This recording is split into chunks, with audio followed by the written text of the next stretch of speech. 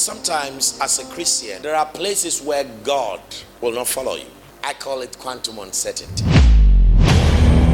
There are places like the astral dimension connects to your body, and etheric dimension are quite closer to your physical body. Am I talking to somebody? So sometimes when we do the cut and paste of reality, when we scrape the universe or we edit something, that part of the universe still retains the memory. Do you understand? Because of its vibrational energy. You know, there is a story of Achilles. You know Achilles. So it is said that Achilles was the son of Zeus, right? But his mother bathed him in a special pool to make him insanely courageous or mighty in battle. But then the problem was that the mother held his heel and dipped him in the pool. So all his body was very strong except the heel. That's why we got the term Achilles heel. It became his weak point. That's how they killed him. They shot an arrow or a spear through that heel. Well, that was where the mother held it. What I'm trying to say is that when we edit the universe, that place where they stood to edit the universe cannot be edited, and so may contain memories of the old world. So sometimes you may get a deja vu and not know, but some deja vus you won't even realize because it was done by a fantastic editor. But then you get a dream about it. Like, you know, after church you get a dream. I'm wearing this same dress, right? And I'm sitting here and we are talking. Then something happens. But then that's not what happened in church. So what happened? Time has been edited. Do you get it? The higher planes that retain the memory may not be able to speak of it clearly like it happened, but that God understands. Do you understand? Time has been edited, but that part retained the memory, and so sometimes the memory is replayed in the vision or in the dream. Deja vu. So when you're a prayerful person, deja vu should be quite strong with you almost all the time. I told you, like almost all the time I wake up and I see everything that happens in the day. So what are fixed points in your life? How will I know? This is a fixed temporal point. This place, God says we can change it. Fixed points. Sometimes no vision, no dream, no prophet talks about it. It just happens. Am I talking to somebody? So we are seeing the fixed point of Jesus' death, and we are seeing the fluid time of Hezekiah's death. Sometimes as a Christian, there are places where God will not follow you.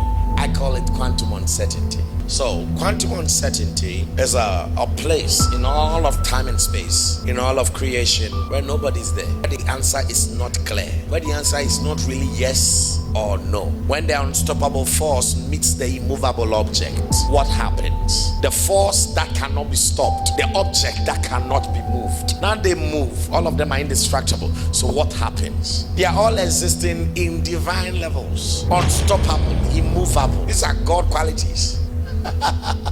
It's a quantum uncertainty. We don't know. So quantum uncertainty can happen at any place. You see, there is a place where even heaven doesn't know what's going to happen. They are all waiting for you. So what we do is that we give you all the necessary training you need to get to that place. So we tell you that pray 5 times a day, do that, do that, do that. So you'll be walking with the angels, and when the quantum uncertainty field is born, they stand out there and then you enter. Then they wait for the results. Then they get a message. He's dead, oh, nothing happened. He came back. Then the angel is happy because in that place they have no control. Nothing. It's a quantum uncertainty. We are not just talking about a fixed time. It can happen when a fixed time is a quantum uncertainty. So how do we see a quantum uncertainty and a fixed time? Adam and his wife Eve. So we don't know if he will eat the fruit or if he will not eat the fruit. All we know is that when he eats the fruit, this will happen. If he doesn't eat the fruit, that will happen. So the angels will raise those two in the way they are supposed to, and on that day, God will not come there. That day, as soon as they got up, they entered into quantum uncertainty, and it was a fixed time, and God was hoping for the best. This is why the prophets cannot see all of things, because there are quantum uncertainties which predict extra timelines. So you got to take your spiritual training very seriously, because when you enter into a fixed time that is also quantum uncertain, well, what are you going to do? Say, Father, help me. In every uncertain state I find myself in. When Jesus was about to die, it was a fixed time. Nothing can be changed about it. And it was quantum uncertain. So even he himself didn't know if he was going to get out from the grave or not, but believed. That's what happens when you find yourself in quantum uncertainty. You have to what? Believe.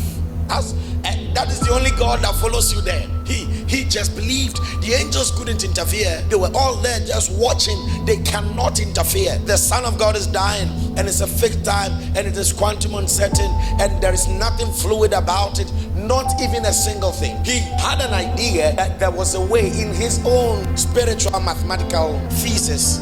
Praying with a lot of people could affect quantum uncertainty and fixed time. But his disciples started betraying him. They wouldn't pray. They were lazy like every normal disciple. He got arrested. As soon as they came for him, he entered into it. Judas was the only thing in the piece that could be changed. When you find yourself in a fixed time, that is quantum uncertainty, sometimes there is a simple key. It was Judas. So when he was praying that God save me from death, save me from death, he was not saying don't let those nails puncture my skin. He was saying don't let Judas betray me. The Son of God has been put in a quantum uncertain state.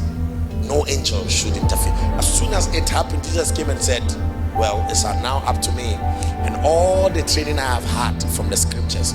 You can go back to sleep now. He's about to die. No angel could be there.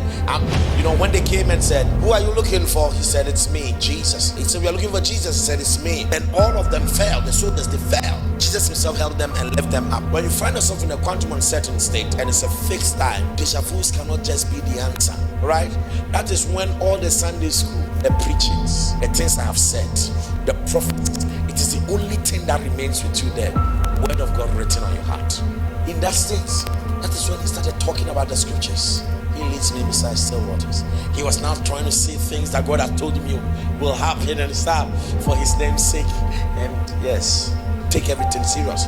Don't say there is going to be a time you enter into a quantum uncertain state and nothing can be done. I'm always busy watching you with my spiritual eyes and my physical eyes, that you don't enter states like that. But the prophets can do in a certain place. The angels can follow.